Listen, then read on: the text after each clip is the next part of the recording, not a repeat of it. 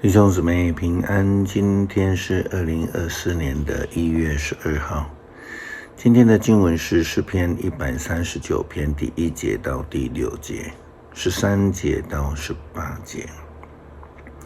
士师记第2章16节到23节。使徒行传13章16节到25节。今天要跟大家分享的主题是应许的王。第一位的以色列王是以色列人民所要求的，后来的王就是上帝透过先知所拣选所膏立的。所罗门王以后的王则变成了世袭，或者由亲属或是其他的方式来继承，并且一代不如一代的远离了上帝。当他们受到惩罚之后，他们就开始期待着上帝再度的赐下怜悯与慈爱，更盼望着有一位如同大卫王一样的君王来带领他们。以色列人在士师的时期情形就是像这样的一个情况。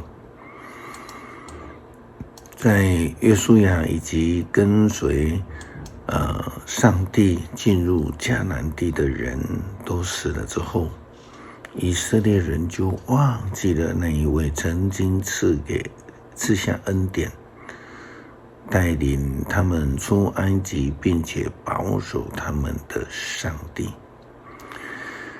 他们就去拜偶像，离开上帝的正道。我们看到士师记第2章16节到23节的经文这样的记载。于是上主为以色列人指派士师来领导他们，解救他们脱离侵略者。但是以色列人民不听从他们的士师，叛离上主，去拜别的神明。他们的祖先遵行了上帝的命令，但是这新的一代很快就不照样遵行。每当上主指派他们士师给他们的时候，上主就与那士师同在，在他活着的年日救人民脱离仇敌。上主因他们受苦受欺压的哀声而怜悯他们。可是一旦那士师死了，人民就故态复萌，过着腐败的生活，并且比上一代的人更厉害。他们去服侍别的神，拜别的神，不放弃邪恶顽抗的行为。于是上主又向以色列人发怒，说：既然这人民违背了我命令他们祖先遵行的约，不听从我，我也不犯约书亚死的时候还留在这地的各族赶出去。我要用他们来考验以色列人民，看他们是否像他们祖先一样遵行我的道路。因此上帝准许那些民族留在这块土地上，没有把他们交给约书亚，也没有在约书亚死后迅速把他们赶出去。这让我们想到一句在教会当中流行的话，这必须要用台语念比较有押韵但是中文这样说一代兴，兴旺的兴；二代明，就是明白的明；三代呢，物不明；四代就是你请我没有空；五代偶像就满屋子。一代香，二代明，三代无有无明，四代你请我无用，五代我上满厝经啊。经文告诉我们，以色列人他们很快的就忘记不照祖先遵行上主命令而行，因此上帝就差派高利的士师为以色列人的领袖。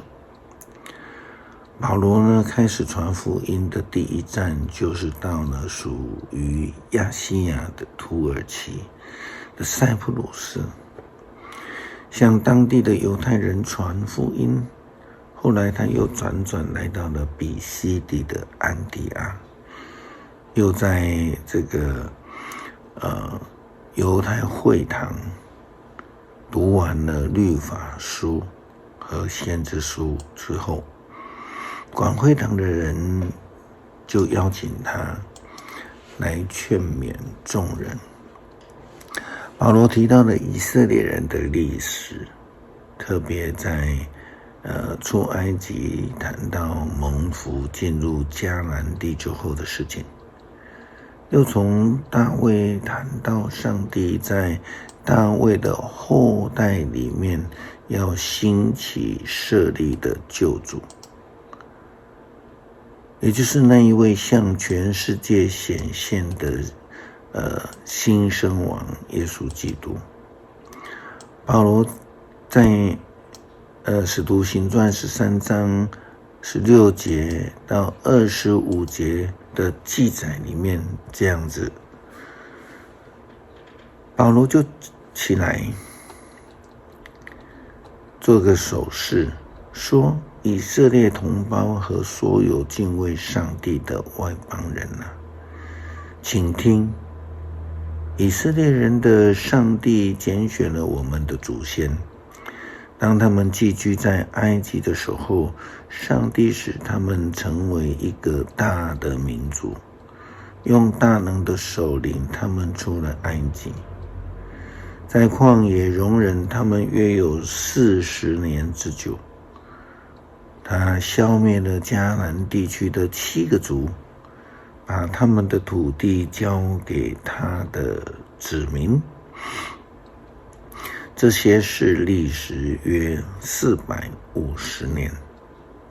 以后上帝又给他们设立士师，直到先知撒母耳的时候。